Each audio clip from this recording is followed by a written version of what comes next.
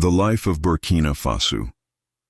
President Ibrahim Traoré was in danger every day, but what happened that night could have been written in bloody letters in African history. His sensing of his own guards' betrayal in advance, and the brilliant trap he set for them, was an example of genius that would be talked about not only in Burkina Faso, but throughout the world.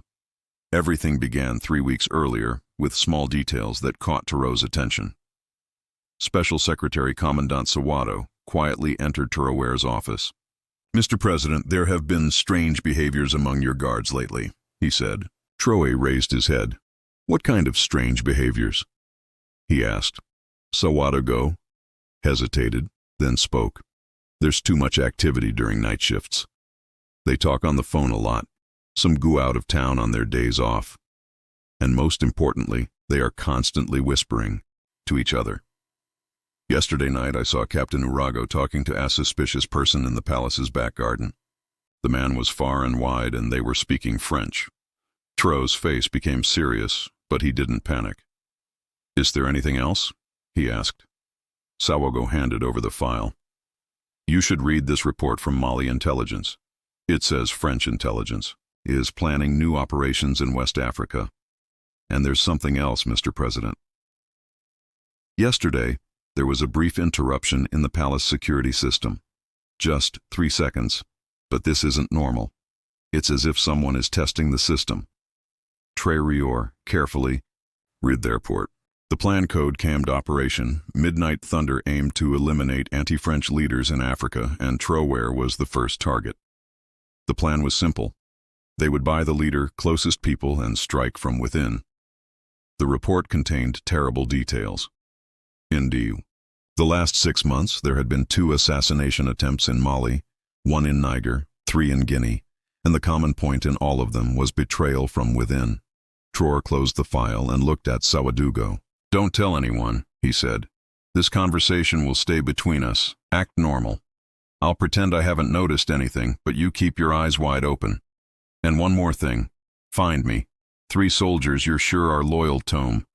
They'll have a very secret mission." After Sawado left, Traoré fell into deep thought. He had 6 special guards. They were all soldiers he trusted most. They had been with him for years. Which one or which ones could betray him? He remembered his mentor Thomas Sankara. He too had been killed by the people he trusted most. History would not repeat itself. At dinner, Traoré observed his guards one by one. Carter Rapproche, Commander Captain Ouedraogo, looked serious, as always, but there was uneasiness in his eyes. "Lieutenant." Carey kept looking at his watch. Sergeant Dio didn't speak at all. During the meal, Traoré thought to himself, "Not tonight, but soon. I must be prepared. I must set a trap for them before they set one for me." The next day, Traoré secretly called his 3 most trusted men: Defense Minister General Bamba, Intelligence Chief Colonel Kafando, and Special Forces Commander Lieutenant Colonel Chongo. The doors were closed. Phones were left on the table. Traoré began to speak. "I trust you. That's why you're here. There are traitors among my guards. I have no proof, but I feel it, and I'm not wrong." General Bamba was surprised. "But, Mr. President, these men have been with you for years. They've dedicated their lives to you." Traoré nodded. "I know, General, but money and threats change people. I think someone has reached them. They're making plans. They are not expecting." Colonel Kafando interrupted. "What do you want us to do, Mr. President? Should we arrest them all?" "No. Say, Traoré, we'll act before they do, but cleverly we'll set a trap for them. We'll use their own plan." Lieutenant Colonel Zongo asked curiously. "What kind of trap, Mr. President?" Traoré stood up and looked out the window. "Tomorrow night at 2 hours, you'll announce that I'm having a secret meeting. Very secretly, as if it was leaked. The topic will be national security," he continued. "Only you will come to the meeting, but my guards won't know. Only those on night duty will hear. If I'm right, they'll act that night." General Bamba worried. "This is very risky, Mr. President." "What, if they kill you?" Traoré smiled. "They won't be able to kill me, General, because I won't bother, but they won't know that." The plan was detailed. Secret cameras would be placed in every corner of the palace. Special forces would secretly deploy around the palace, and a double would abused in place of Traoré. For 2 days, preparations were made secretly. Traoré didn't break his normal routine. He spoke normally with his guards. He even told Captain Ouedraogo, "I'm lucky to have loyal soldiers like you." Araújo's face turned red and he sweated. "Thank you, Mr. President. We would give our lives for you," he said. Traoré thought to himself, "We'll see." The expected night arrived. At 11, Traoré supposedly retired to his room to sleep.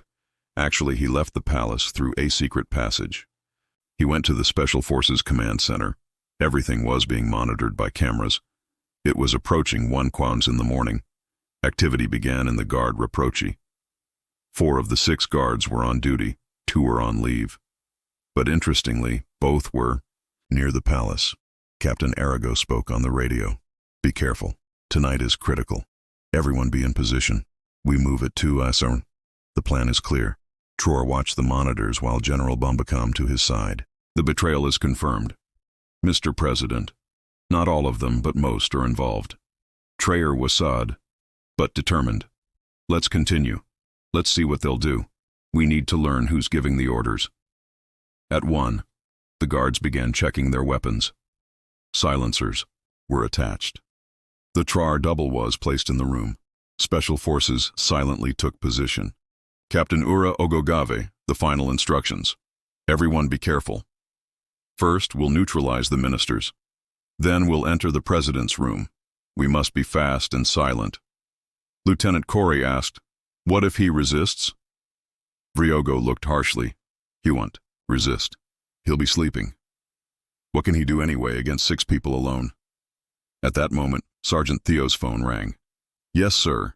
Yes, everything is ready. We start at 2. Don't worry. Tomorrow morning, Burkina Faso will wake up with a new leader." When Traoré heard this conversation, he got angry. "Who's calling them? Find the number." Immediately, he ordered Colonel Kafando. "The number is from Abidjan." "Mr. President, Ivory Coast. They're probably using intermediaries." It was approaching Naturo. The guards began to move silently. The first group headed to the fake meeting room. The second group was going to the doubles room. The third group secured the palace exits. Right then, Traoré's order came. "Now catch them all." Special Forces suddenly appeared. The guards were stunned. They tried to draw their weapons, but it was too late. Each was neutralized within seconds. Captain Ouedraogo shouted, "This is a trap ruin." But there was nowhere to run. Everything was surrounded. Traoré entered the palace's great hall. The lights came on. His 6 guards were lying on the floor in handcuffs. Traoré's face was both angry and sad. He slowly began to speak. "I trusted you. I entrusted my life to you. I asked you to protect my family, and you chose to sell me out." Captain Ouedraogo raised his head. "Mr. President, be for the country, for a better future." Traoré shouted, "Whose country? Whose future?" "Francis, were you going to kill me and bring home in my place a puppet?" Lieutenant Corey began to cry. "They threatened us. They were going to kill our families. We had no choice." "Mr. President," Traoré approached Corey, who threatened, "Give names. I want to know everything." Compere began to speak. "French agents, they came 3 months ago. They offered money. When we refused, they showed photos of our families. Each and every one continue," said Traoré. "Organize this. Who's at the head of this?" "Former Chief of Staff General Lugsid Carey.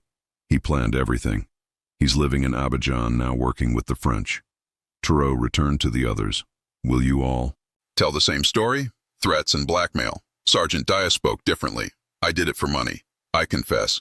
They gave me $2 million. "What would I do with that money in Burkina Faso? My family is starving." Traoré's anger increased. "Starving? Isn't your salary enough? I take care of you. I take care of your families. But you wanted more, and for that you were going to kill me."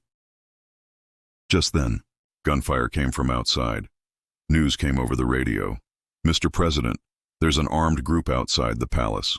Probably Plan B. Traoré was calm. "I was expecting it anyway. Let the Special Forces handle it.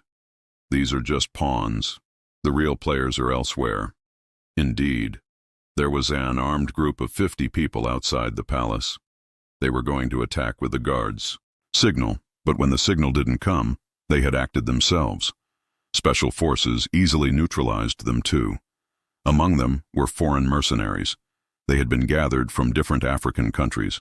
Traoré continued the interrogation. Captain Arago, tell the whole plan. What would happen after you killed me? Frau lowered his head. General Logo would come. A transition. Government would be established. Relations with France would improve. The old agreements would return. And what would you gain? Asked Traoré, answered with shame. They promised us ranks, generalship ministry positions, and a lot of money. Traoré shook his head. So you sold your country for rank. You sold your people for money. Do you know how history will remember you as traitors? Meanwhile, Intelligence Chief Colonel Kafanda brought important news. Mr. President, we caught General Lug in Abaddon. We sent a special team. He's already started talking. Good, said Traoré. Let's see who's behind him. This doesn't end here. We must root it out. By morning, the interrogations continued. Each guard gave different information, but they all had a common point. France's new Africa policy. Captain Vidrago gave the most detailed information. It's not just Burkina Faso. The same plan exists in Mali, Niger, Guinea. Everywhere leaders will change, the old system will return, Traoré asked. So why did you fail? Your plan was perfect. How did I understand? Do you know? Arago looked curiously. Traoré Continued because you didn't know me. I'm Thomas Sankar's student. He too was betrayed. But I didn't make the same mistake. More importantly, said Traoré, you can be bought with money, but this people cannot be bought.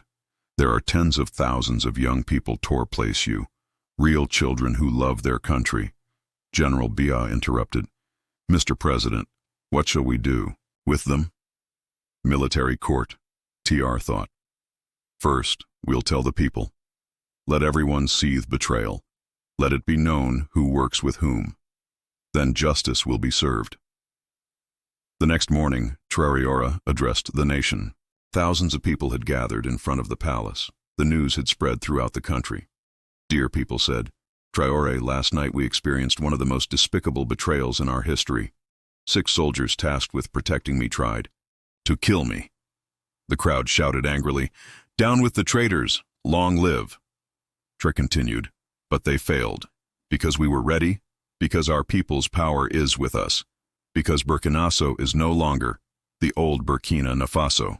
He showed the documents in his hand. Here's the evidence. Here are the confessions. They betrayed not just me, but you. They wanted to sell your future, your children's dreams. Then he finished his words like this. Let this betrayal be Allison to us. Our enemies are not sleeping. They are constantly making new plans, but will always be one step ahead. The guards were brought before the people one by one. They were in shame. The people were shouting at them, spitting traitor-souled dogs. Traoré calmed. The people. Justice will be served. They will pay their punishment, but we will act with justice, not revenge.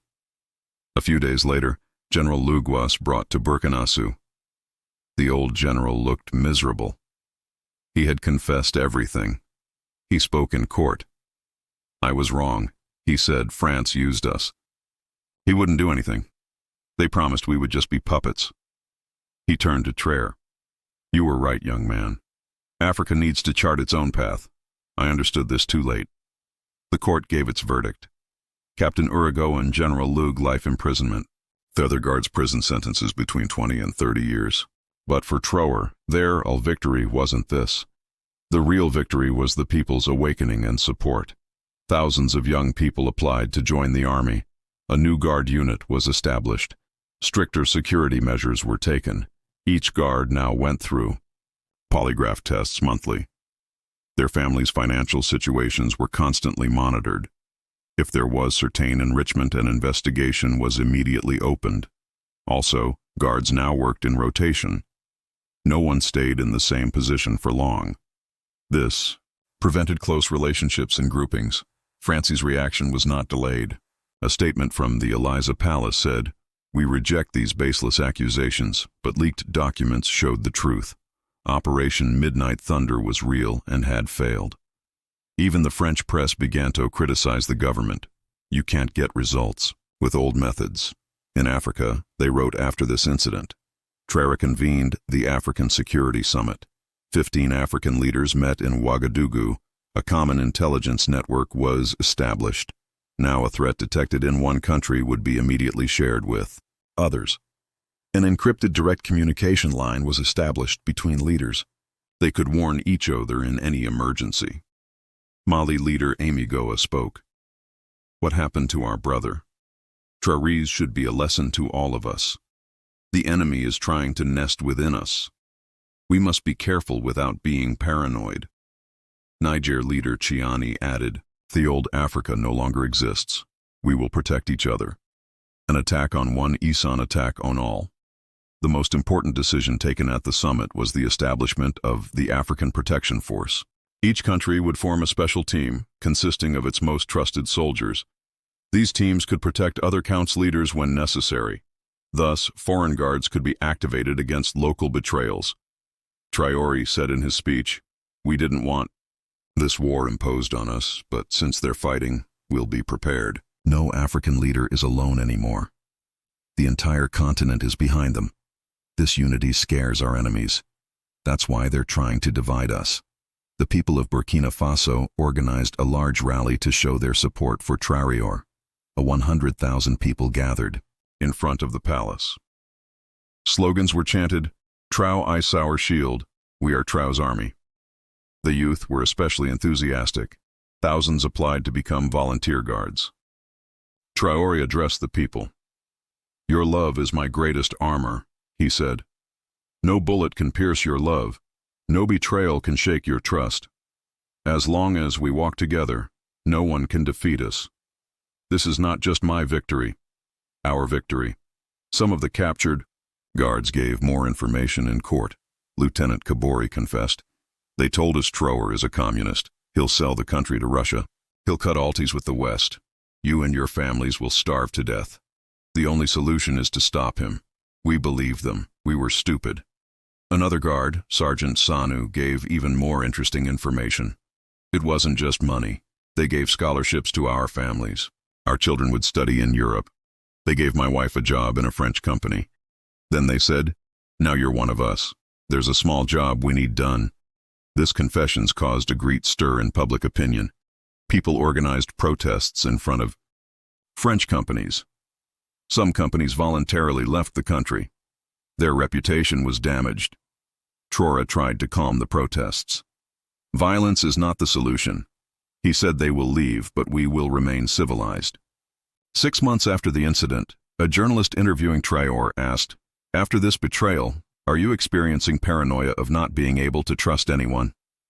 Traoré smiled. This is not paranoia, it's healthy. Caution. Yes, I'm more careful now, but my trust in my people is complete. 6 people betrayed, but 17 million love me. The journalist insisted. What about your new gods? Do you trust them? Traoré answered, trust is earned. They prove their loyalty every day. But the system is different. Now, no one can approach me alone. Everything is recorded. Everything is transparent. Finally, Traoré added, this incident made me stronger. Now I know my enemy's methods better.